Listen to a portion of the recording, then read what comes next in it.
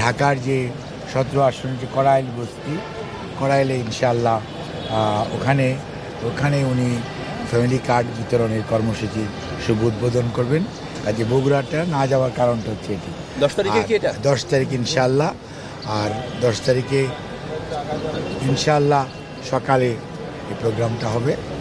আর সারা বাংলাদেশের আরও 14টি স্থানে আপনারা জানতে পারবেন।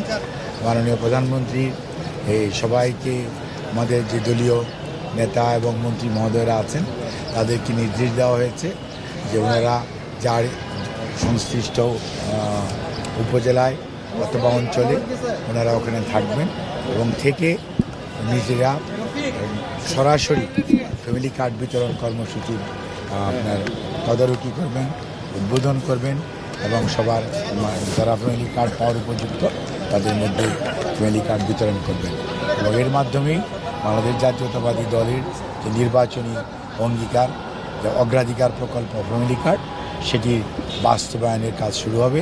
যদিও ডাটা সংগ্রহ, ডাটা এন্ট্রি এগুলো শুরু হয়েছে 23 তারিখ থেকে, বাট ফ্যামিলি কার্ড বিতরণ ফিজিক্যালি শুরু হবে ইনশাআল্লাহ 10ই মার্চ থেকে। মাননীয় প্রধানমন্ত্রী সেটি শুরু করবেন কড়াইল বস্তি। কতটি পরিবার দিচ্ছেন প্রথমবার?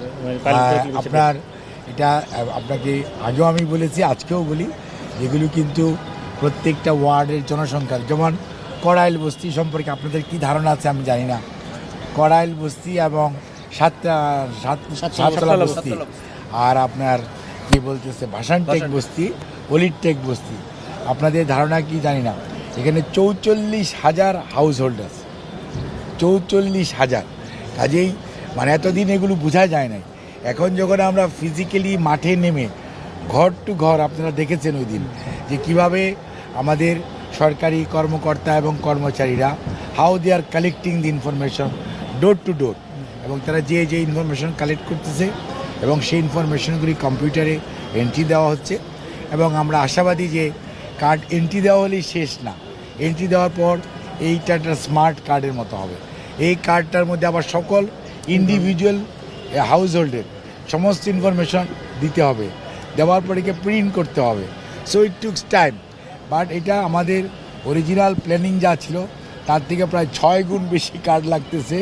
বিশেষ করে যখন আমরা কড়াইল বস্তি, আবার সাততলা বস্তি এবং ভাসানটেক আর অলিরটেক অ্যাড করেছি,